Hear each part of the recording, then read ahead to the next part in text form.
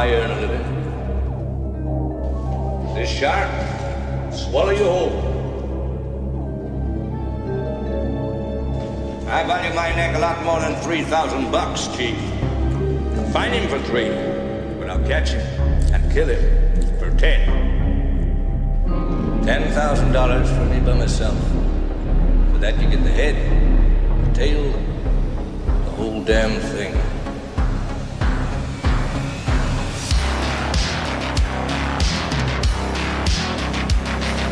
You yelled shark. We've got a panic on our hands on the 4th of July. Mr. Vaughn, I pulled a tooth the size of a shot glass out of the wreck hull of the boat out there, and it was the tooth of a great white.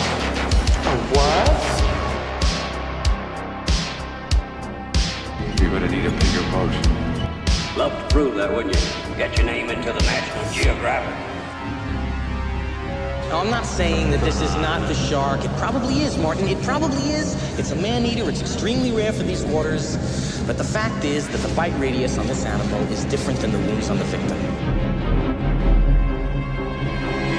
Get out of that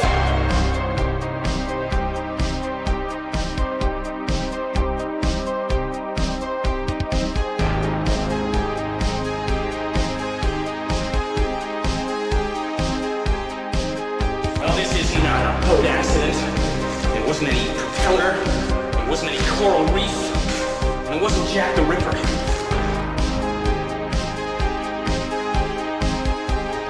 It was a shark. I'll never put on a nice jacket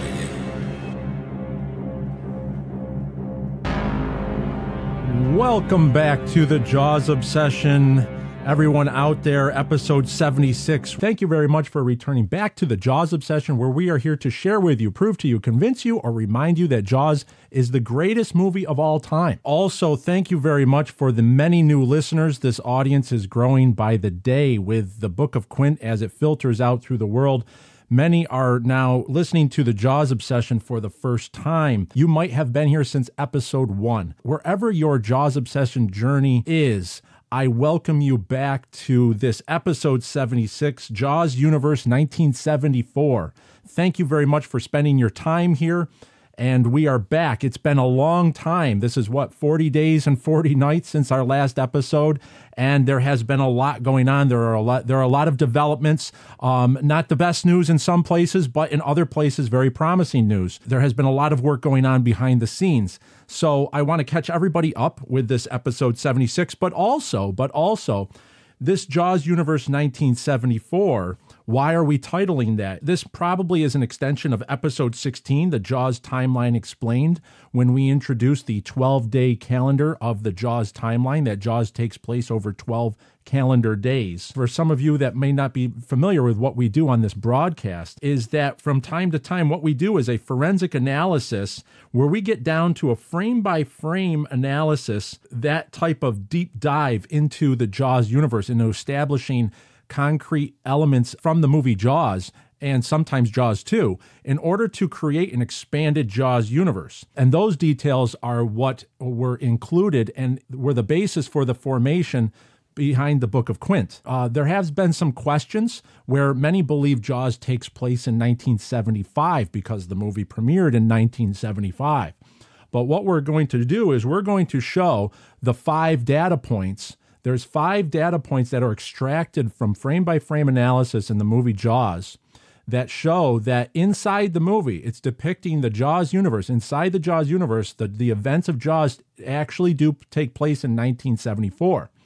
Now, we've only ever really touched on 2 of these 5 data points because of time constraints in past episodes. But this one, I feel it's a good initiation into the Jaws universe. If you haven't heard this broadcast before, that you can actually see what we're going to do here is I'm going to take this film and we're going to break into 5 different elements that prove the Jaws universe starts in 1974 in the movie Jaws. And that shows what the process of completing these types of episodes is what led to the detailed analysis, the detailed forensic analysis that's injected into the novel, The Book of Quint, the prequel to Jaws, which is now published, and a second printing is now being filtered out throughout the world. Let's see, before we get into that, we want to just give out our email here. Our main website is jawsob.com. You can always email me at the show, jawsob2025@gmail.com. We also have a Telegram channel at JawsOB. And on that Telegram channel at JawsOB, that's where we put our show notes up. And I am going to be putting a host of images up there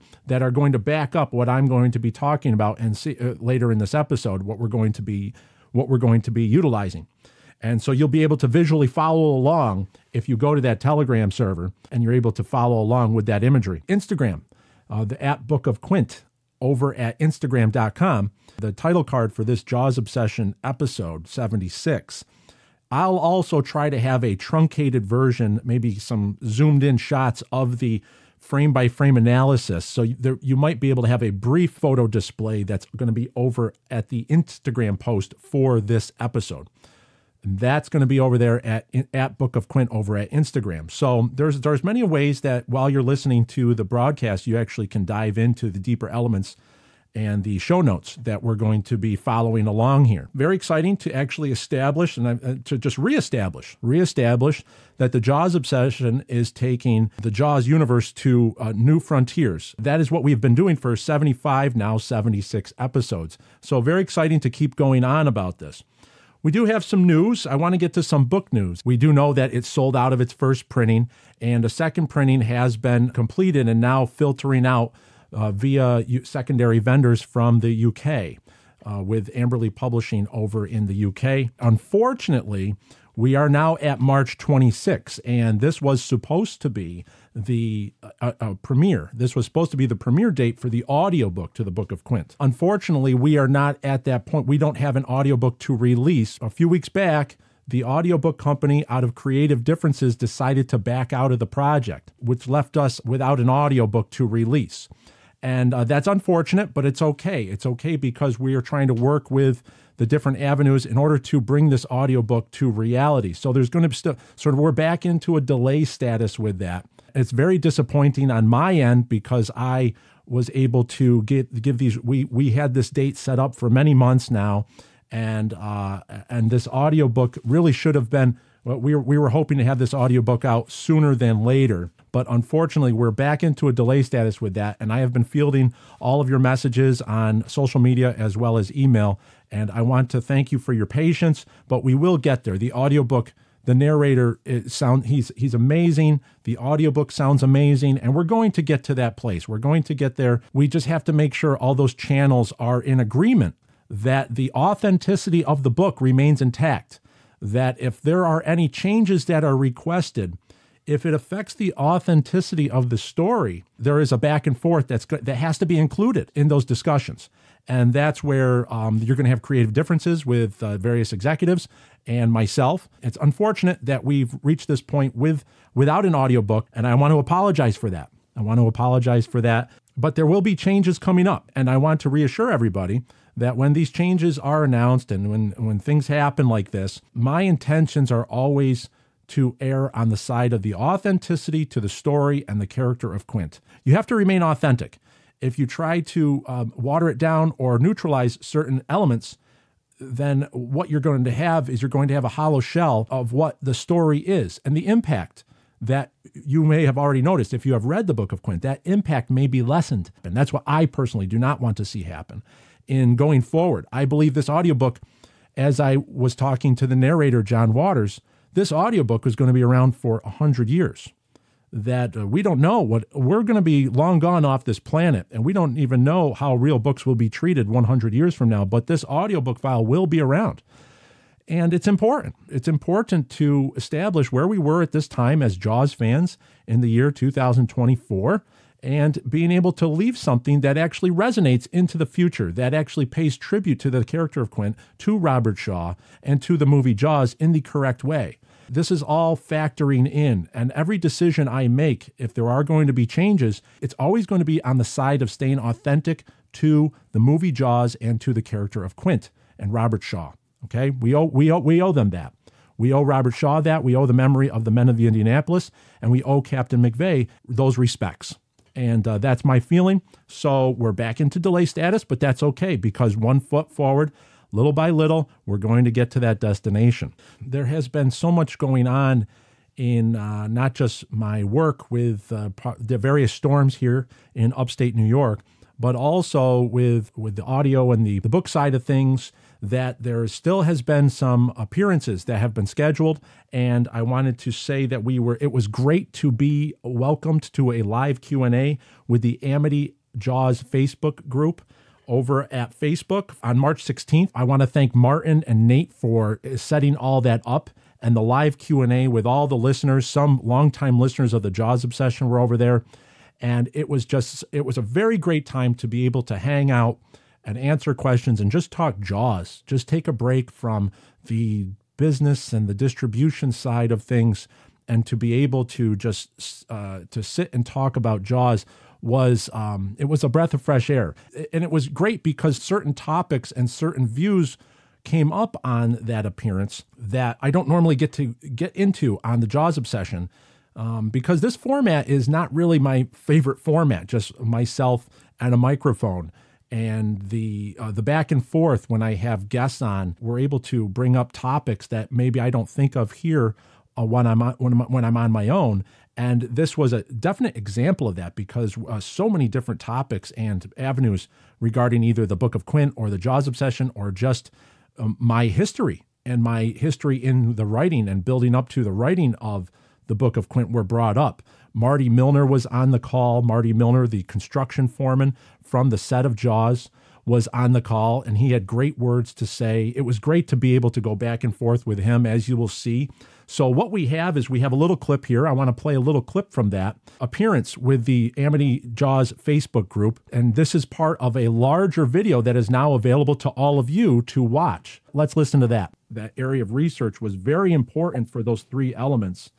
The Indianapolis, to get to know who Quint was, but also to put myself in the water with these men, to actually know what it was like, the oil taste in your mouth with the copper of the blood that's in the water. And I know it's graphic, but it's important.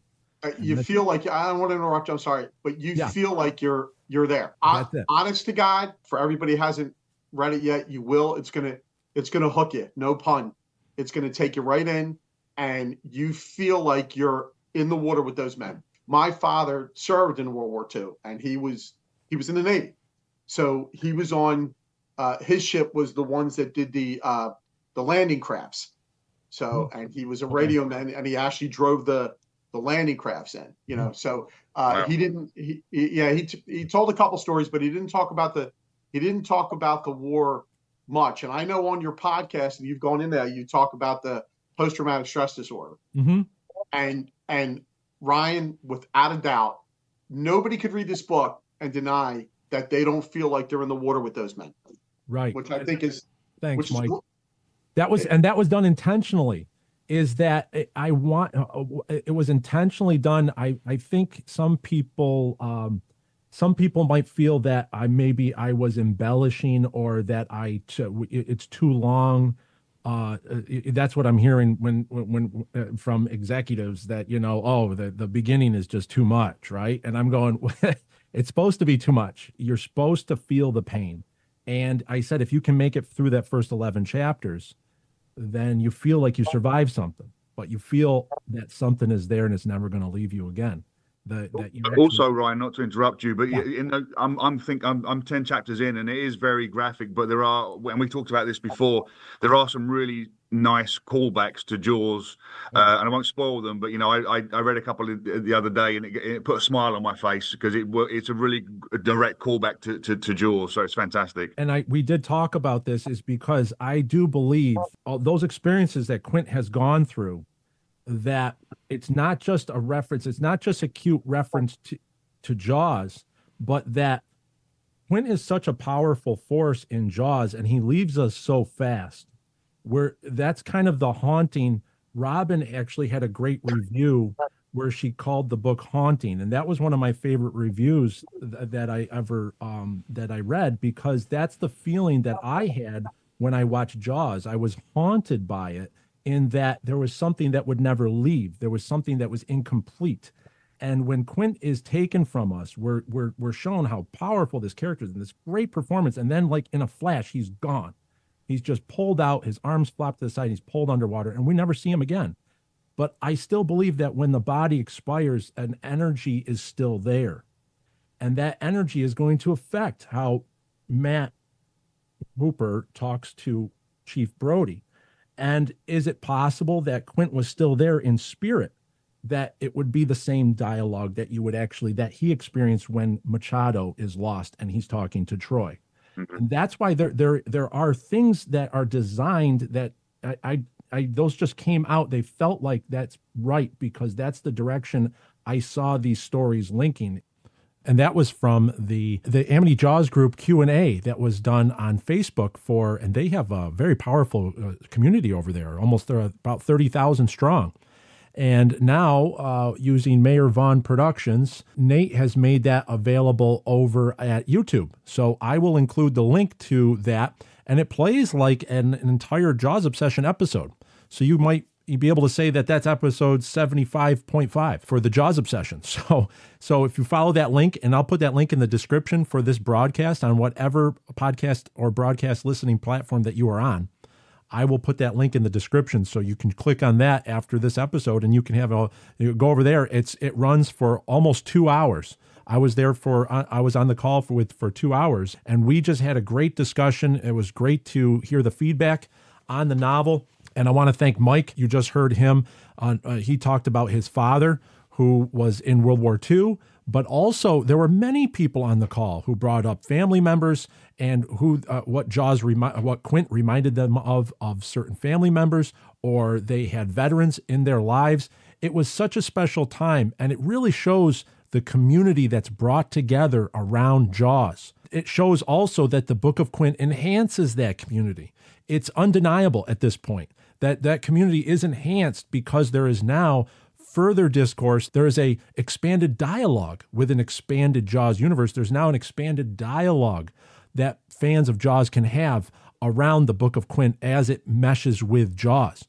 Exciting times. And that was, and the energy was at an all-time high. I loved it. I loved hearing from Marty. It's great. It was a great time. I can't thank Martin and Mike and Nate enough for bashing all that together to make that happen. And that was in the middle of March. That was on March 16th. So follow that link if you want to hear more, of that discussion. I want to thank the Amity Jaws group.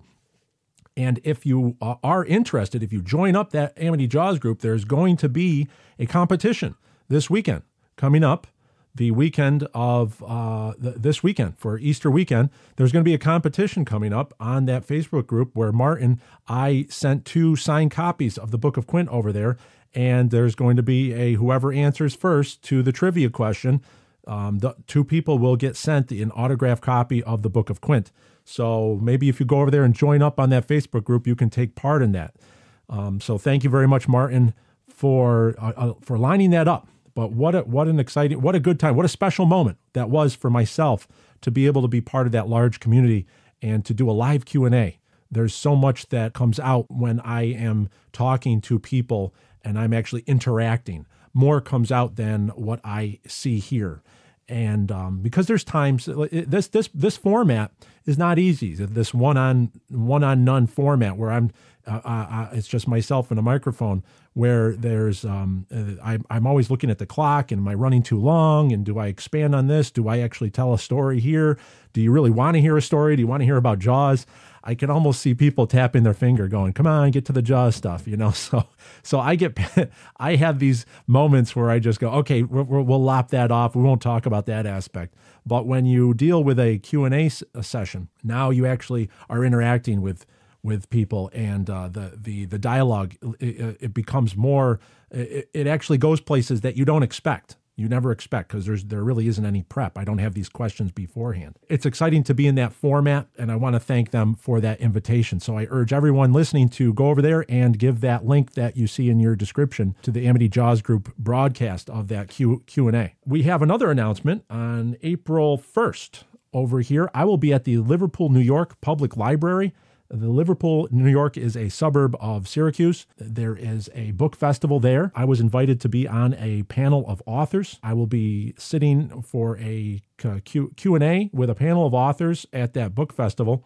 And then I will be there between 6 and 6:30, I believe, is the panel. And then 6:30 to 8:30, I will be there autographing and with books available if anyone wants to come down at the Liverpool Public Library in Liverpool, New York on April 1st between 6 p.m. and 8:30 p.m.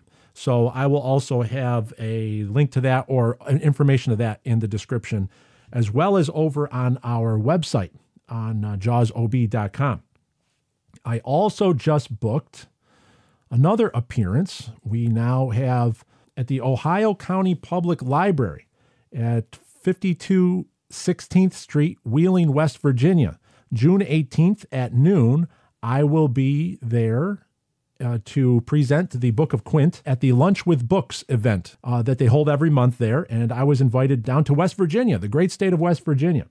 And I will be attending there. That's going to be at June 18th at noon. So if you are in the Pittsburgh or West Virginia area, Wheeling is just on the other side of the border from Pittsburgh, Pennsylvania. I will be there with being able to, we're going to have a presentation and then also do a Q&A.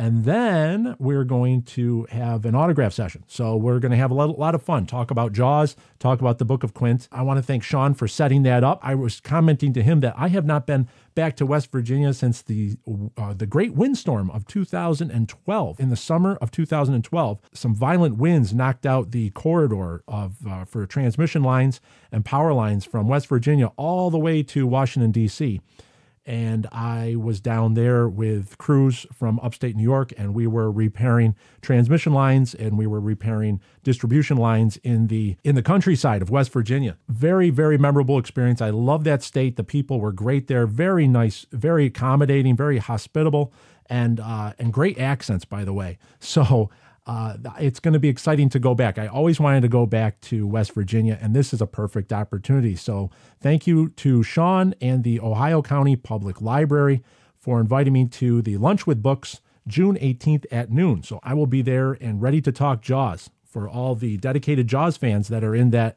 area. Exciting. With that, let's move on to Jaws Universe 1974. Okay, I just want to pull up the movie here, and we're going to pause it there. Why do we need an episode 76, Jaws Universe 1974? If anyone goes back and listens to Jaws episode 16, the Jaws Timeline Explained, a lot of help that I always have on these episodes is also with John Tedder, who runs OrcaRebuild.com. John Tedder, as you know, who also runs Quint's Shark and Shack over at Etsy.com. You find his links in the broadcast description below as well. He was the technical advisor on the Book of Quint, and he and I are able to kind of put our heads together and get into the details and the events inside the movie, but also the research that goes into it. We usually stumble upon really interesting aspects, and by doing that, that's how we were able to lock in certain dates, certain topographies, and out the shape of Amity Island, as you see in the map in the Book of Quint. John Tedder and I were able to do that, and he's been with the Jaws Obsession ever since episode 2. If you listen back to the SDU 5E strobe light there, and that was kind of when he came on board, and it shows you that there is a lot more going on in Jaws than meets the eye at first. If there was going to be a prequel to Jaws, which the Book of Quint is, sanctioned by the Benchley family, the details have to be right on par, and it can fit right in with the movie. And that's why we went to frame-by-frame analysis, as you saw in a lot of these Jaws Obsession episodes, and how I was able to reach to these conclusions in order to bake them in to a plot that actually connects with the movie Jaws.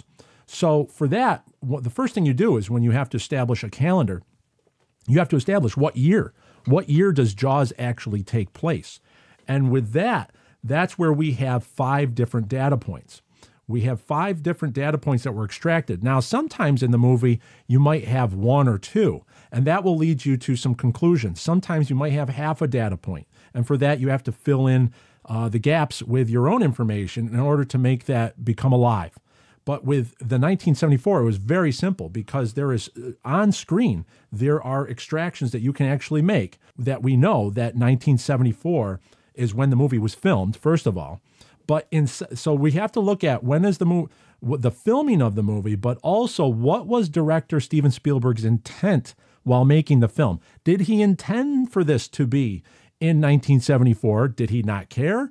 Or did he want to make it 1975? So that's the whole thing, is that when you want to say Jaws takes place at 1975, you're going to have to offer some proof, on-screen proof of why that movie is. Why do you feel that is in 1975? Because when the determination came in, overwhelmingly, when you get more than 2 data points, you have to be conclusive that it is what it is. And so when you have 5 different on-screen data points, it's definitively now 1974 in the Jaws universe. And that is what we're going to be focusing on, is to establish that right now. So we're going to get to the first data point. First data point is the Brody Kitchen calendar. So if you go back to episode 44, we had an entire episode on the Brody Kitchen calendar. If you want to know about the history of this kitchen calendar, you go back to episode 44. So we're going to go to the movie here. Mike Brody's going to come in. I got hit by a vampire. You guys were playing on those swings. Those swings are dangerous. Stay off there. I haven't fixed them yet. If you look in the back there, as Chief Brody is complaining about them playing on the swings, there's a kitchen calendar that's got 6 various birds, and it's hanging on the wall. Well, with intense high-definition frame analysis, as you will see if you go back through the show notes on our Telegram server over at Jaws OB, or if you listen to episode 44, that without a doubt, that is it says 1974, 1974. That shows you that in the Brody Kitchen, it is in 1974. Okay. And we have to also remember that there are set decorators when these movies are filmed. Everything that you see there, from things that are on the shelf or just their furniture, all those are pre-thought of by the set designer at the direction of and approval of Steven Spielberg. Okay, and so we know that if he meant it to be any other year, that calendar would not be sitting there, that giant 1974 calendar that we can make out 1974. And so that is data point number 1. That's data point number 1. Now we have a calendar, a kitchen calendar that's 1974. But if you're a contrarian, you could say, well, maybe they just moved into that house and that was the old calendar from last year that was just left up by the prior owners. You could actually argue that. So that's why with 1, you actually have to work through and you have to get more data points. So therefore, establishing it as a concrete fact that the Jaws universe is taking place in 1974.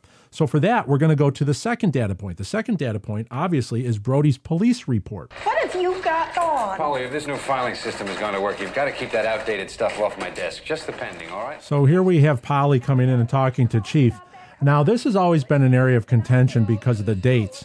And I'm going to defer back to episode 16, Jaws Timeline Explained, about this segment right here. Yeah.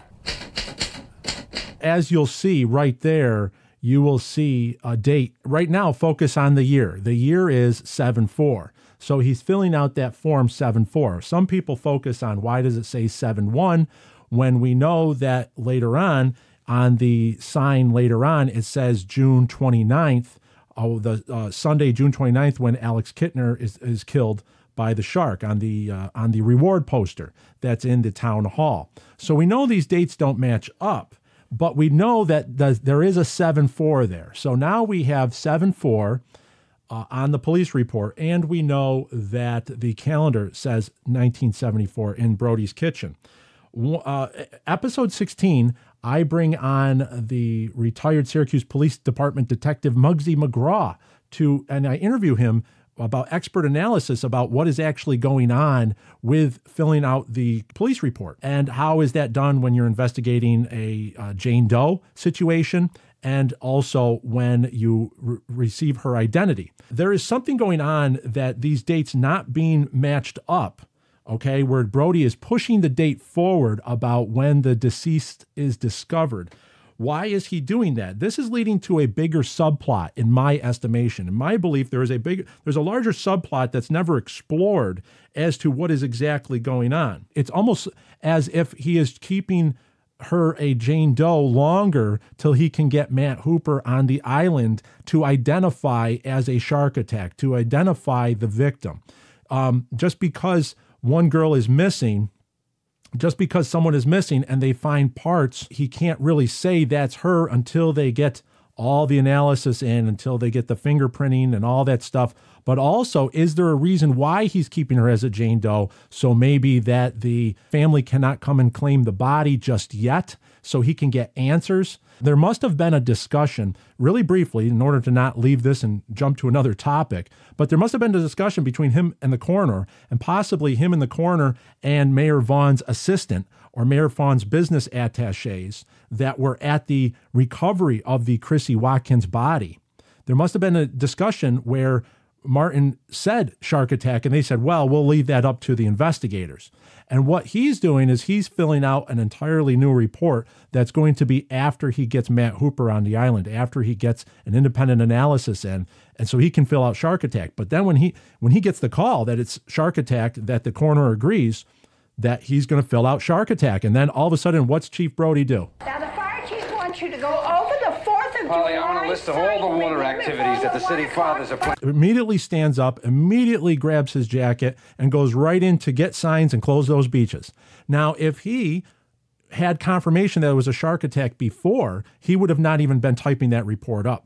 He would have been going right to the hardware store, right from the recovery of the body scene. Instead, he goes back. He's thinking that these guys they're stalling. There's something going on here. I think he already had his New York City police detective spider sense was tingling that something's odd about these Amity Island folks, about the government apparatus that's going on here. Something is odd. He's not getting the support already. And that's why he just jumps right up. Now that he finally got confirmation that his hunch was correct, it's a shark attack, now he's going to go there and he's not even going to finish that report. He doesn't need to push the dates anymore. Why? Because it's already a shark attack. This also leads to why Mrs. Kittner never learned of the girl that, quote, was killed here last week. Why? Because that report was never filed on that date of June 27th, 1974. When we, using analysis of JAWS, we have narrowed it down to 5 and 5:30 a.m. when the Chrissy attack occurred, and we open up to now on June 27th. This is going on June 27th, 1974. So why would Mrs. Kittner not have found out about that? Because of those pushed dates. That's why Martin Brody, another reason why Martin Brody feels so guilty is that he had a hand in pushing those dates, so not as to report that a girl was found on that date, that she was recovered, that they kept it a Jane Doe. They pushed the date so they could get confirmation on her attack. And amazingly, what we have in our JAWS timeline, the date that she's discovered on that, what he's filling out, that 7/1, the following day, Matt Hooper arrives on July 2nd, 1974. So do you see what's happening here? That's why on July 2nd, when he is confronted by Mrs. Kittner, when Martin Brody is confronted by Mrs. Kittner on July 2nd, she now has already the knowledge that she learned of a girl was killed here last week. So now the report was made public on 7/1. Maybe he refiled it as she was actually discovered on 6/27, on June 27th. That now gets back to Mrs. Kittner that the actual discovery date was 6/27. So something else is going on, and that's why there's a discrepancy in those dates. It's not a continuity error. We just have to look at it because we don't have all of the story elements. We don't have all of what's going on inside Martin Brody's head. The discovery, the discussions between him and the government apparatus, including the coroner, including Mayor Vaughn's assistant, if not Meadows. So getting back to our second data point, it is irrefutable that the date on the police report is 1974. So you can argue if that's a continuity error, you can argue that all you want, but it's irrefutable that it says 1974 in the police report. So now we're at two data points where it says 74. We also have to remember that Steven Spielberg paid for reshoots of the discovery of Ben Gardner for that jump scare, for the head under the boat scene. He actually paid for in LA, in Verna Field's pool, in his editor's pool, to actually be able to film that scene. Spielberg had such an eye for detail. If he didn't believe that date would not have been would not have been feasible, or if he believed that it was so egregious, he would have refilmed the typewriter sequence. He would have. But he believed that it fit into the scheme of things. And that's why I believe it does as well when you look at it as an expanded Jaws universe. And that's what we're doing here. It's not contrived. It's not contrived. If you look at the dialogue, Mrs. Kittner says, I just found out a girl was killed here last week. And that's on a Wednesday. So her son was killed here on a Sunday. Go back. Last week would have been that Friday. So that's right. That last week. And that she wouldn't have found that out until he filed a new police report with the correct date. And that's what he did after the Alex Kittner attack, somewhere between the 30th and the 1st. Okay, he pulled his 7/1 filing date and he made a 6/27 filing date, June 27th filing date. It all matches up. There's a lot more to that scene than meets the eye. I could go on for probably another 30 minutes on just that scene with the whole Mrs. Kittner angle. It's pretty amazing. So anyways, let's move on to data point number 3. Now these next three data points, because we have 5, we have not discussed on the Jaws obsession yet. So you're hearing this as groundbreaking, world-breaking new evidence that Jaws takes place in 1974. So here we go. Number 3. Number 3 is the Amity Town Hall Proclamation. We don't even know that there's a shark around here. Oh, look, I can't argue with you. I can't talk to you. Okay, so we have a reward sign that's hanging in the Amity Town Hall, and it is now between Mrs. Taft there and one of the selectmen there. And she's arguing about that she doesn't even know there's a shark. So it seems to be that there was 2 reward signs. One is taken because the writing is different. Is the kid who was missing at the beach. His mother says what the sharks looking at. Yeah, it's clearly the same print. It's the same message, but there's 2 different reward signs because it is. Yeah, you can see the A and the 3000 is different handwriting. It's a different style of printing, and so there were 2 signs. And I believe that first one, it's from another bulletin board that's maybe further down the hall. But this is the one. So it goes from one, and then it flips to this one between her. And it says, reward a $3,000 bounty to the man or men who catch and kill the shark that killed Alex M. Kittner on Sunday, June 29th on the Amity Town Beach. What I had missed for years in this take, if you pause it right there. There's a shark around here. We pause it right there where Mrs. Taft is in full argument. If you look right below the thumbtack in the center that's holding the reward sign, there's a document, and it says a proclamation. There's a date. The date right there. It's blurry, but in our HD analysis with an HD frame, by actually tweaking the contrast and the lighting of the frame, injecting light into certain areas and bringing the contrast out, we are making out a 1974 date. So that it says a proclamation 1974. Now, that cannot be told unless you actually get to frame analysis and you actually punch up this contrast and you kind of start tweaking with you have to start tweaking the levels a little bit. What that looks like, it very much looks to me like it says 1974. And I want to know, what do you think? Pause that video. Do you see that date as well? And then I want to also defer back to you that this is Steven Spielberg we're talking about. He would not just let a production assistant just go up and throw this reward sign on this bulletin board. He would have had the actual bulletins placed in such a way so you get information, not spoon feeding it to you, but you also get information to your eye in various areas in an organic way. So it doesn't say June 29th, 1974. Mrs. Kittner is distraught. She's full of grief, and she's writing these signs, says Sunday, June 29th. But underneath it, it's a proclamation with a date that says 1974 after enhancing the frame and punching in. I will include the enhanced frames on our show notes. So if you go over there, you'll be able to see this, and you'll be able to see, if you stand back from it, you're like, okay, it looks like 1974. If you zoom in on it, yes, there's no way it's 1975. Now, the discrepancy is that June 29th was not on a Sunday in 1974. June 29th was actually on a Saturday in 1974. And it was only a matter of, while recording this episode and in the creation of this episode, John Tedder brought to my attention the sign, the Kittner reward sign, is actually in the original Peter Benchley draft, the first draft of Peter Benchley's screenplay treatment of his own novel that was acquired by Zanuck and Brown and Universal. And so I have that here. And what I want to show is that June 29th date was pre-selected by Peter Benchley himself way back when he was converting his novel into a first draft of a screenplay. Now, there's some interesting things in here that I want to read, and this would be on page 23. It's either 23 or 24, depending on what version of the screenplay you have. But it says here, this is Peter Benchley writing in his own screenplay. It says, they are halted in their tracks by the grim appearance of Mrs. Kittner and her benign father. She is dressed in church white with a black armband. Mrs. Kittner never says a word. She has just tacked something to the community bulletin board and is walking through the parting crowd. With sympathy, all watch her leave, then press up to the corkboard.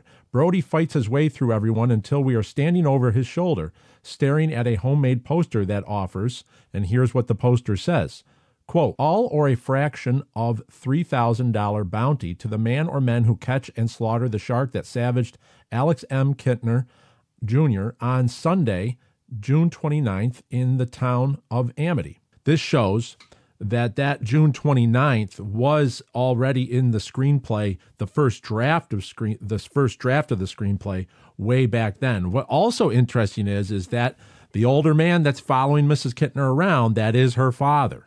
Okay, and we're going to have to get into that stuff later on. There's a lot going on with Mrs. Kittner. That is her father back there. Some people think it's her husband, that they are too old to be the parents of Alex. No, that's her father. And now we know that June 29th was what Peter Benchley had selected at that date. What you have to do is you have to almost get into Peter Benchley's mind. When was Peter Benchley writing this screenplay? If you go back to June of 73, the 29th fell on a Friday. Very interesting, July of 73, the 29th fell on a Sunday. July 29th, 1973 fell on a Sunday. I don't know if that makes any relevance here, but I guess what I'm trying to say is that I don't believe Peter Benchley was thinking too far ahead about the actual of planning what year by the calendar that this was going to take place, that this June 29th was going to be significant as to what year. What Steven Spielberg then did was just take that sign and they placed it on the bulletin board, but he just has the proclamation with the 1974 date tilted a little bit, so it looks somewhat naturally placed. Remember, these bulletin boards were full of documents of that time. They were filming this in 1974. So the actual bulletins from Edgartown, where this scene was filmed, this is the Edgartown Town Hall on Martha's Vineyard, those dates would have all been 74 because that's when they were filming it. So the proclamation would have been that date. Easier for Steven Spielberg to just go and find a document, which was a proclamation, and just kind of push it down and set it in the right area so you can see the date was 74. Very interesting, very interesting. So that was a tip-off from John Tedder to go back to the original screenplay and see that scene, actually the June the 29th date is in Peter Benchley's treatment for the screenplay, and that actually made it into the signs that were on the film. So that was not an arbitrary date that they discussed on the set of Jaws. That was just what they took from the screenplay. Very interesting, very interesting. But you still might not be convinced. You still might be saying, no, I don't believe that it's 1974 because those 3 data points aren't enough. I want more. We have more for you. We don't want to disappoint you on the Jaws obsession. So we are going to now go to the 4th data point. The 4th data point was only something I recently noticed through the writing process of the Book of Quint and doing the investigation. As you're jumping into all these different scenes, we're now going to go. And I think it speaks for many of the people here. So we're going to go to the council chambers only minutes after we see Mrs. Taft, and now all the selectmen are taking their seats. It's not only me because I have a motel. How do you feel? I hope they don't close the beach. Let's have some water. Let's have water, please. Any special questions? Is that $3,000 bounty on the shark in cash or check? I don't think that's funny at all. I'm sorry. All right. All right. So when you see that after the cash or check line, she says, I don't think that's funny at all. We cut to a widescreen of all the 5 selectmen. If you look on the right of the mayor, of Mayor Vaughn, there's a calendar hanging on the back wall. Okay. That calendar is set to May 1974. The reason why, even though it's very blurry, because this is old 35 millimeter stock, even with the HD, it's not as crisp. It's not as crisp in the HD footage. But if you zoom in, it definitely says May. But this is why I believe it's 1974, because you can make out all the calendar dates, 1, 2, 3, 4. And if you look, that date, number 1, starts on a Wednesday. That number 1 falls on a Wednesday. And when you go to the historic calendar for May 1974, you will see that the first of the month in May 1974 started on a Wednesday. So right there, because you have to assume that if we're going to talk production, if we're going to talk Jaws production, these shots were being filmed in May of 1974.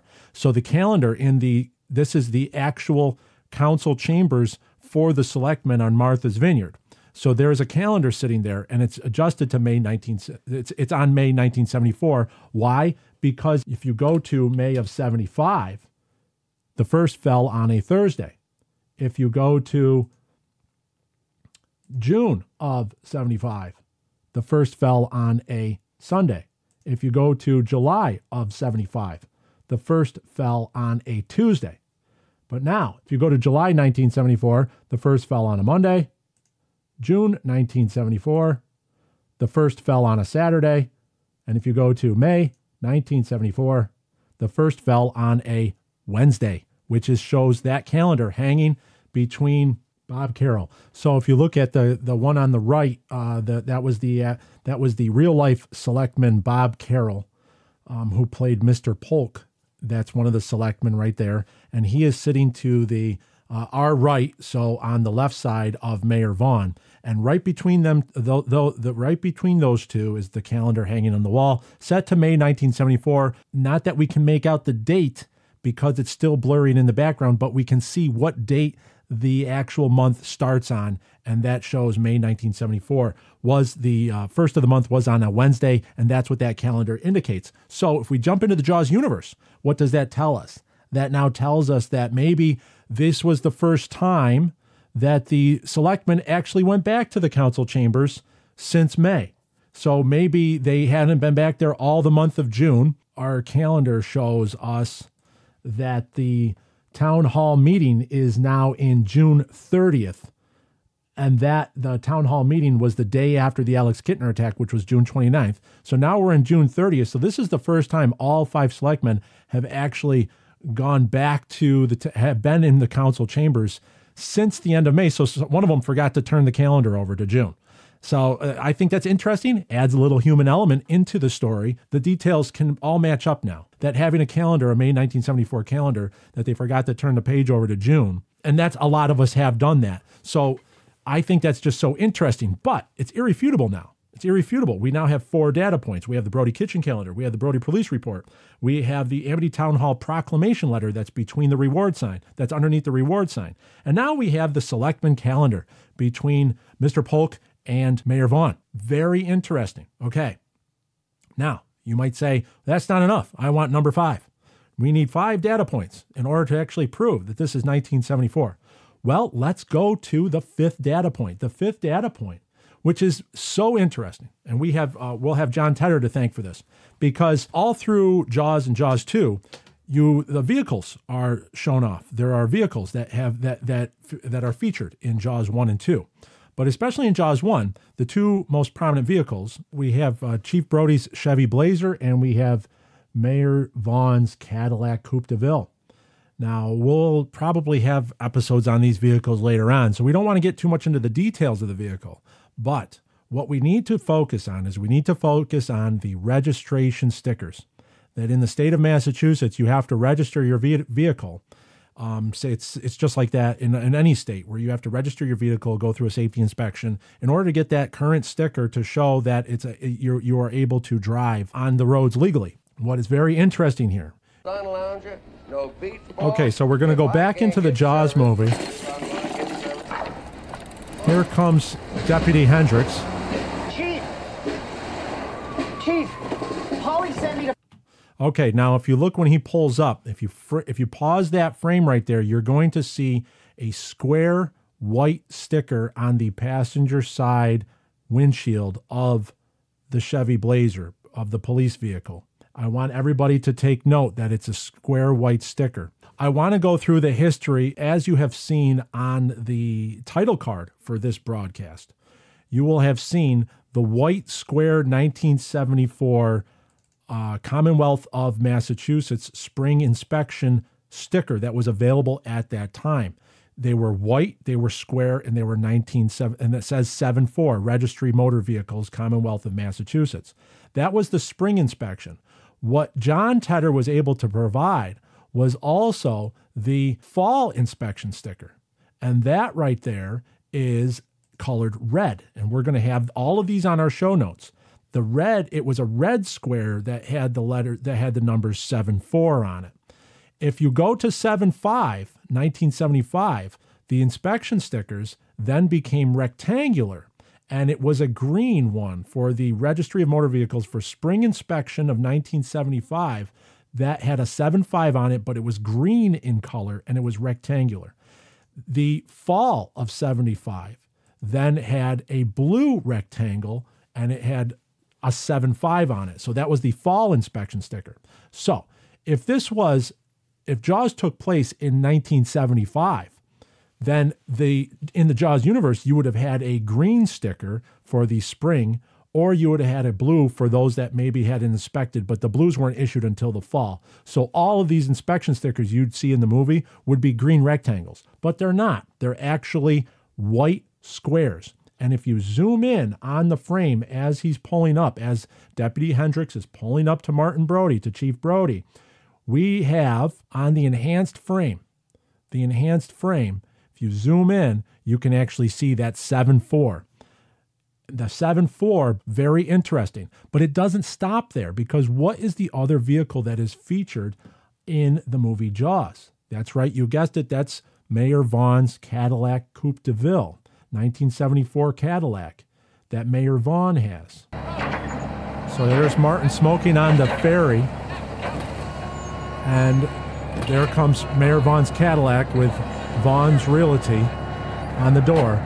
But if you look on that windshield, on the passenger side, what's right there? Martin, you going to shut down the beaches on your own authority? Right there, between Carl Gottlieb, Reporter Meadows' suit jacket, and Mayor Vaughn's left sleeve of the anchor jacket, you actually can see that white square inspection sticker. As Dr. Nevin is getting out of the vehicle, as the coroner, Dr. Nevin, who was the real-life doctor on Martha's Vineyard in Edgartown back then, as he's getting out of the Cadillac, the sun actually hits just at the right place, and I have extracted that frame.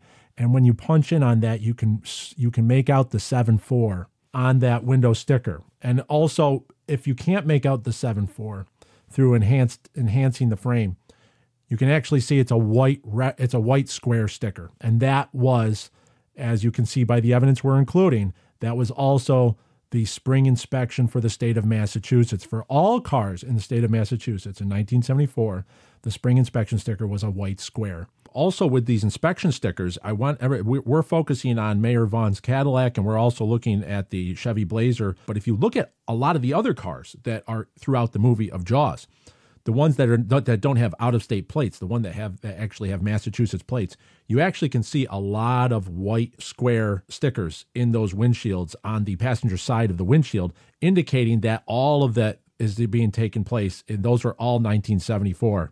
1974 is the year that this is taking place. So look none further, not just those two main vehicles, but a lot of the side vehicles on the on the tiger shark scene on the pier. There's a lot of cars there. You can see the white registration, the white 1974 registration stickers in those windshields there as well.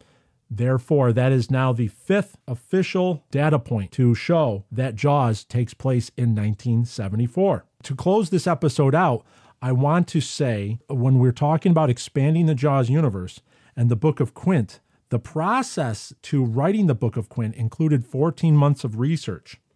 And that was also including the extracting the data to bring that universe to life, extracting the data out of Jaws in order to bring you into the Jaws universe to make a perfect prequel that fits right with what we're seeing. Even if you don't know that you're seeing it, you're actually seeing it. And subliminally, you're going to be able to mesh the two stories, the Book of Quint with Jaws. So that is where the process to writing the Book of Quint, if we all understand how the level of detail that went into the Book of Quint, we then can become closer and actually immerse ourselves into an expanded Jaws universe, into details that exist behind this great movie that we know called Jaws. There we have it. 5 data points, irrefutable proof that Jaws takes place in 1974. Thank you very much for listening. Another one in the can, episode 76, Jaws Universe 1974. Thank you for listening. Show me the way to go home. I'm tired, I want to go to bed. I had a little think about an hour ago, and it's gotten right to my head. Wherever I may roam, by land or sea or home.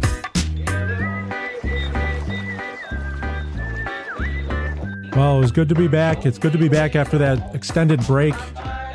And we hope to have some exciting episodes in the near future coming up as Jaws marches towards a 50th anniversary in 2025. 50th anniversary of Jaws is coming up. So we want to have some special events in 2024 as we march towards that. The movie Jaws is copyrighted property of Universal Studios. Any references and sampling from the movie Jaws in this episode is intended to fall within Section 107 of the Copyright Act. The copyrighted materials are fairly used for the purposes of criticism, comment, reporting, teaching, and research. The materials used here are protected by the fair use guidelines of Section 107 of the Copyright Act. All rights reserved to the copyright owners.